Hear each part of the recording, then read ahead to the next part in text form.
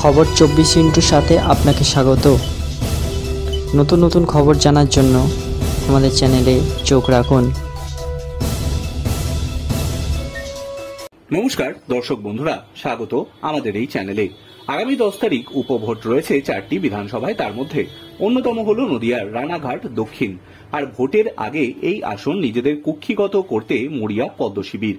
তাই নির্বাচনের ঠিক আগেই বৃহস্পতিবার বৈঠকে বসবেন বিধানসভার বিরোধী দলনেতা শুভেন্দু অধিকারী। এই দিন দুপুরে বৈঠক করার কথা রয়েছে তার, তবে সবটাই আভ্যন্তরীণ মিটিং। মূলত 6 মুরলীধর সেন লেনে বৈঠক করেছিলেন শুভেন্দু অধিকারী। সেখানে উপস্থিত ছিলেন মানিকতলা উপভোটের বিজেপি প্রার্থী কল্যাণ চবে, ইনচার্জ দীপাঞ্জন গুহরা।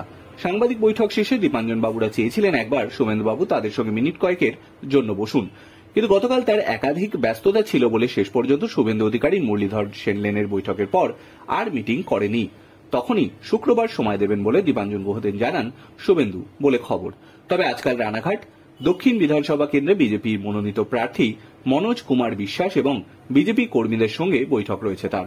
বিজেপি অন্দর সূত্রে খবর, আগামী 10 তারিখ কিভাবে ভোট হবে তার স্ট্র্যাটেজি ঠিক করার পাশাপাশি নেতাকর্মীদের বিভিন্ন বার্তা দিতে পারেন শুভেন্দু।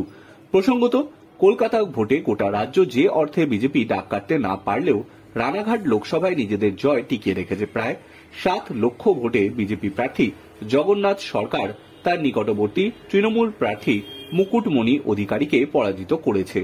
2021-এর নির্বাচনে নজরে দিলে দেখা যাবে এই কেন্দ্রে 7টি বিধানসভার মধ্যে 2টি নবদ্বীপ এবং শান্তিপুর বাদ দিয়ে 4টি বিধানসভাতেই পদ্ম ফুটিয়ে রেখেছে বিজেপি। তাই রানাঘাট দক্ষিণও যাতে তাদের হাতছাড়া না হয় সেই চেষ্টায় মরিয়া পদ্ম শিবির। বস্তুত 2021 সালে রানাঘাট দক্ষিণ কেন্দ্র থেকে বিজেপি প্রার্থী হিসেবে জয়লাভ করেছিলেন মুকুটমণি অধিকারী। তবে লোকসভা ভোটের ঠিক আগে তৃণমূলে যোগ দেন তিনি। এবার তাকে রানাঘাট লোকসভা কেন্দ্রে প্রার্থী করেছিল তৃণমূল, তবে পরাজিত হয়েছেন। মুকুটমণিও বিধায়ক পদ থেকে ইস্তফা দেন। তার আসনেই এইবার হচ্ছে নির্বাচন। ব্যুরো রিপোর্ট, খবর 24x7।